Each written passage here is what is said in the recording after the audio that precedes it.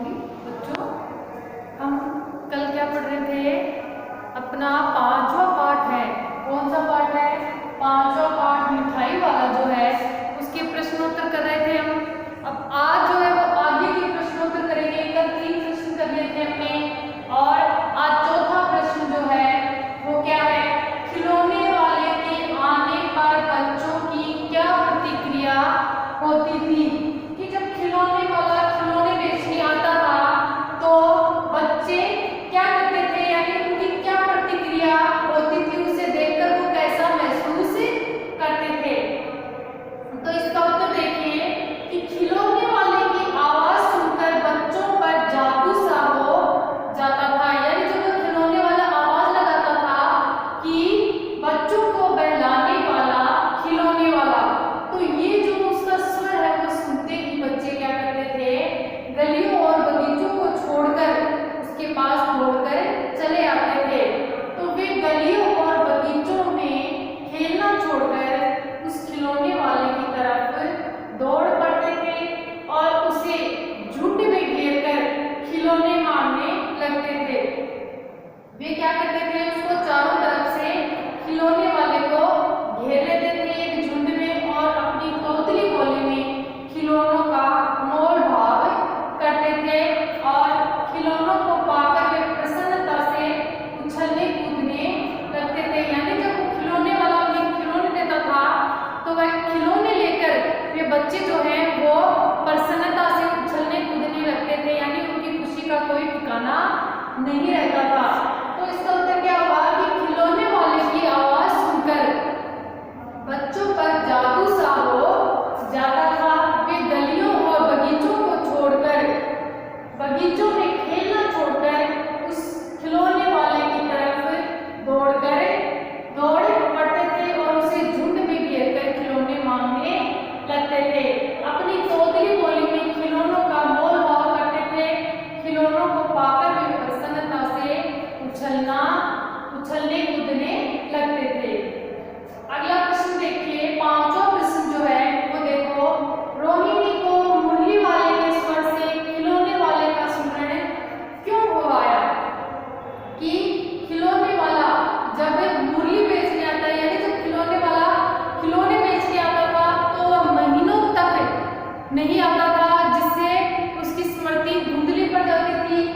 तो फिर एक दिन क्या होता है कि मुरली वाला आता है, वही खिलौने वाला मुरली बेचने आता है तो रोहिणी को उस खिलौने वाले का स्मरण हो जाता है। कैसे? कि जब वह उसी स्वर में बोलता है कि बच्चों को बहलाने वाला मुरलिया वाला, तो सेम वैसे ही बोलता है जैसे वह खिलौनों के लिए बोलता था कि बच्चों को बहलाने वाला खिलौने वाला। तो यही आवाज सुनकर रोहिणी को जो है उस खिलौने वाले का स्मरण हो जाता है। तो कैसे? इसका उत्तर देखिए, खिलौने वाला महीनों तक गायब रहा। फिर एक दिन मुरली वाले ने आकर आवाज लगाई कि बच्चों को बहलाने वाला मुरलिया वाला। मुरली वाले का स्वर सुनते ही रोहिणी को खिलौने वाले की याद आ गई। वह भी इसी तरह मधुर आवाज में खिलौने बेचा करता था। कि उस मुरली वाले का स्वर सुनते ही रोहिणी को किसकी याद आ गई? खिलौने वाले की आवाज याद आ गई कि वह भी इसी तरह मधुर आवाज में खिलौने बेचा करता था और खिलौने और दोनों का स्वर और लहजा एक जैसा था। इसकी एक लाइन और है, देखिए 5वां जो प्रश्न है उसकी एक लाइन और देखिए, दोनों का लहजा एक जैसा था। दोनों का स्वर और लहजा एक जैसा था। दोनों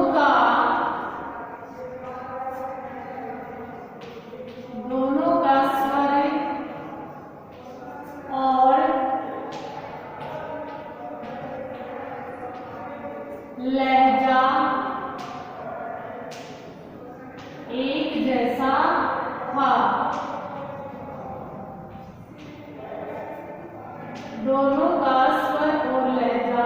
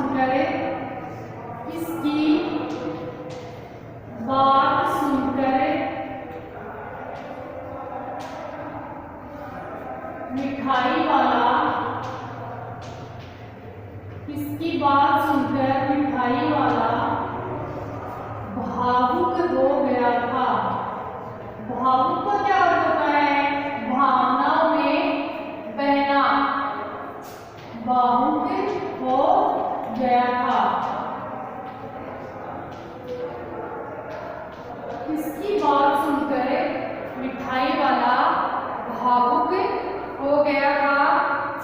उसने इन व्यवसायों को अपनाने का क्या कारण बताया? उसने इन व्यवसायों को अपनाने का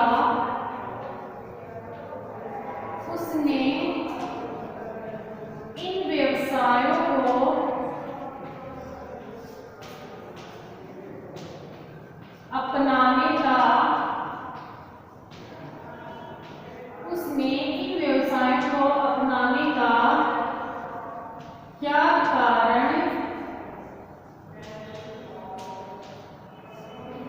कारण बताया? तो इसका उत्तर देखिए। समझिए कि किसकी बात सुनकर मिठाई वाला भावुक हो गया था। भावुक का अर्थ होता है भावनाओं में बहना या इमोशनल होना।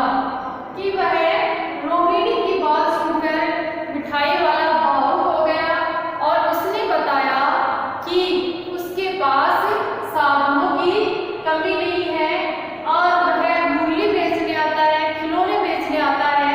तो इसका मतलब यह नहीं कि वह पैसे कमाने आता है, जबकि वह इन बच्चों की खुशी में अपने संतोष को अनुभव करता है, यानी उसे संतोष का अनुभव होता है। जब वे बच्चे खिलौने पाकर और मिठाई पाकर खुश होते हैं तो उसका हृदय भी खुशी से भर उठता है। तो इसमें क्या कहा गया है कि रोहिणी की बातें सुनकर मिठाई वाला भावुक हो गया। रोहिणी की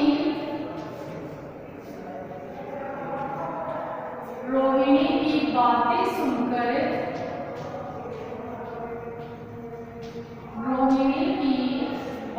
सुनकर मिठाई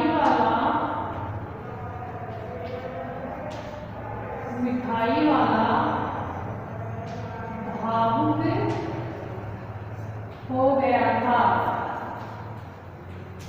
किसकी बात सुनकर? रोहिणी की बात सुनकर मिठाई वाला भावुक हो गया था। उसने बताया कि वह पहले खिलौने और मूली लेकर आ चुका था। उसने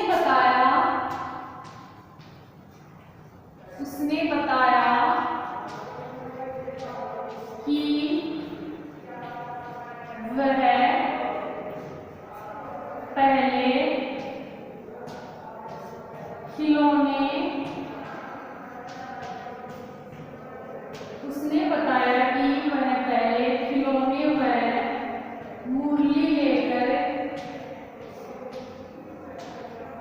मूली लेकर आ चुका था। मूली लेकर आ चुका था। उसने क्या बताया कि वह पहले खिलौने और मूली लेकर आ चुका था। उसने रोहिणी के पूछने पर बताया कि उसने रोहिणी के पूछने पर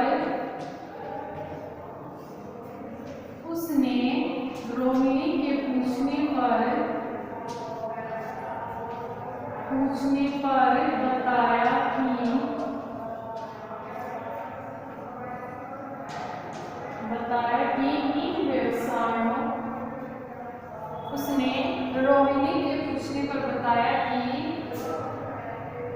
उन व्यवसायों में उसे नाम मात्र का लाभ होता है। कि उन व्यवसायों में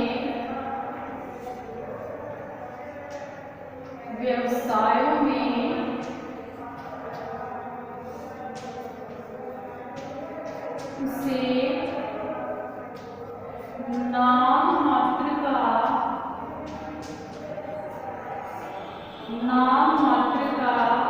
लाभ होता है, अर्थात उसे बहुत कम लाभ होता है, या मानो तो लाभ होता ही नहीं है। नाम मात्र का लाभ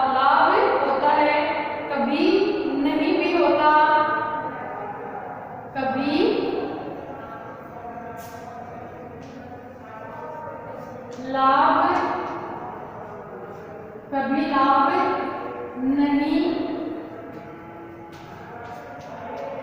भी होता है, कभी लाभ नहीं भी होता है। वह केवल बच्चों के साथ मन बहलाने को वह वस्तुएं बेचता फिरता है। बच्चों के साथ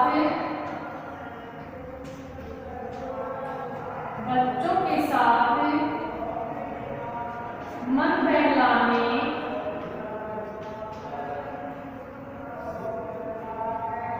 को वह खिलौने, मन बहलाने को वह वस्तुएं बेचता फिरता है। वस्तुएं बेचता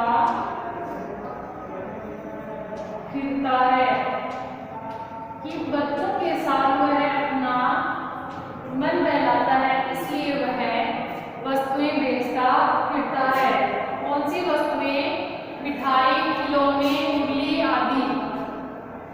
तो देखिए इसका उत्तर कि उसने इन व्यवसाय को अपनाने का क्या कारण बताया। रोहिणी की बातें सुनकर मिठाई वाला भावुक हो गया था। उसने बताया कि वह पहले मिठाई और पहले खिलौने व मुरली बेचने आता था, यानी आ चुका था। उसने रोहिणी के पूछने पर बताया कि उन व्यवसाय में उसे नाम मात्र का लाभ होता है या कभी लाभ होता भी नहीं है, लेकिन वह बच्चों के साथ मन बहलाने को वह वस्तुएं बेचता फिरता है। यानी वह अपनी आत्मसंतुष्टि के लिए, अपने खुद के संतोष के लिए वह वस्तुएं बेचता है, ना कि वह पैसे के लिए या पैसा कमाने के लिए यह वस्तुएं बेचता है। तो अगला प्रश्न देखिए, अब इस बार ये पैसे मैं लूंगा। प्रश्न नंबर 7 देखिए, छोटा सा है। अब इस बार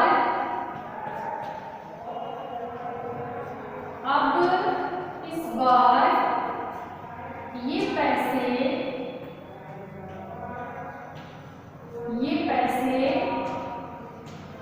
मैं लूंगा। अब इस बार ये पैसे मैं लूंगा। कहानी के अंत में मिठाई वाले ने ऐसा क्यों कहा?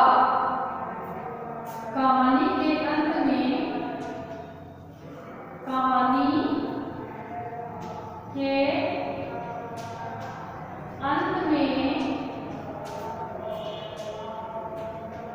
मिठाई वाले ने, कहानी के अंत में मिठाई वाले ने ऐसा क्यों कहा?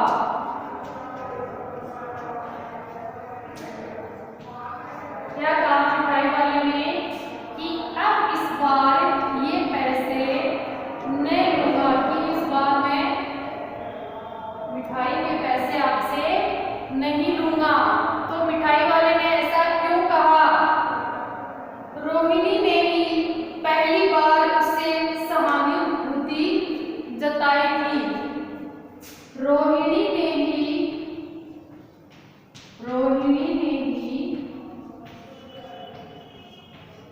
पहली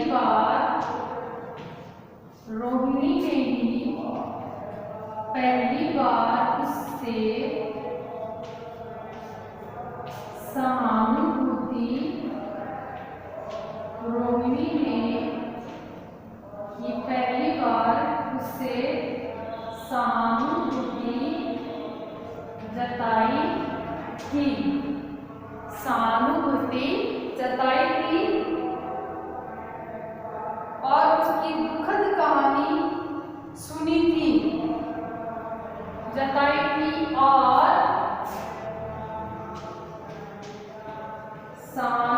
सहानुभूति जताई थी और उसकी दुखद कहानी, यानी दुख भरी कहानी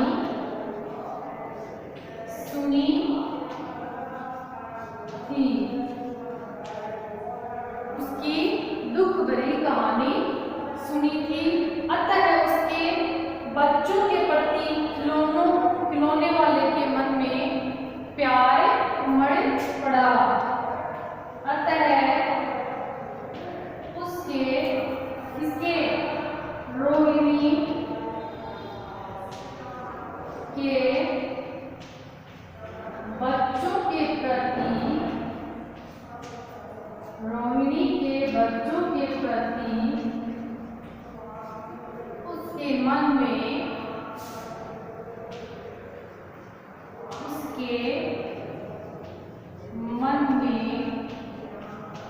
प्यार उमड़ पड़ा।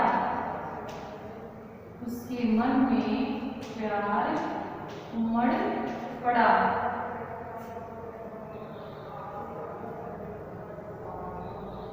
उमड़ उठा, इसलिए उसने उनसे मिठाई के पैसे नहीं लिए। इसलिए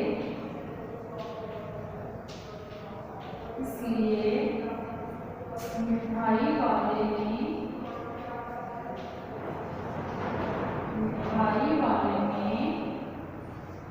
उनसे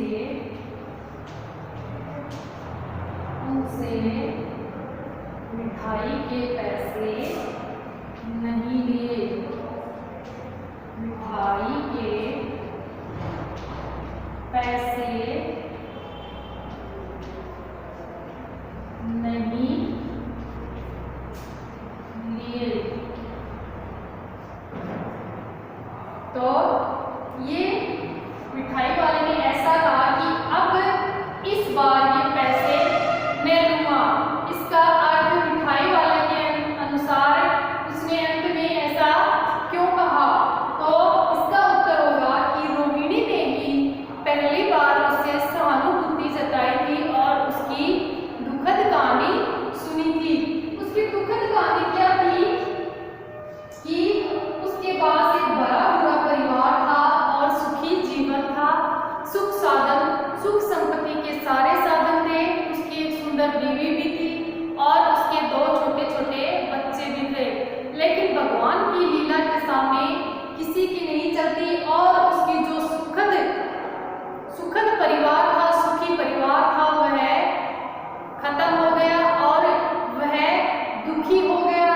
तो वह अपना दुख जो है उन बच्चों में आकर बांटता था और सुख का अनुभव करता था। यानी वह जो बच्चे थे, वहाँ जितने भी बच्चे थे, वह उनमें अपने बच्चों को खोजता था कि शायद इनमें कोई बच्चा मेरा भी जन्मा हो, अर्थात मर कर वापस जब जन्म लेते हैं तो वह इन बच्चों में किसी बच्चे के रूप में पैदा हुआ होगा। तो वह उन बच्चों में अपने बच्चों के सुख का अनुभव करता है और संतोष का अनुभव करता है। तो यह जो दुखद कहानी है वो किसने सुनी थी? रोहिणी ने सुनी थी। अतः रोहिणी के बच्चों के प्रति उसके मन में प्यार उमड़ गया और उसने पैसे लेने से इनकार कर दिया। तो इसी प्रकार उसने कहा कि मैं आपसे पैसे नहीं लूंगा, यानी इस बार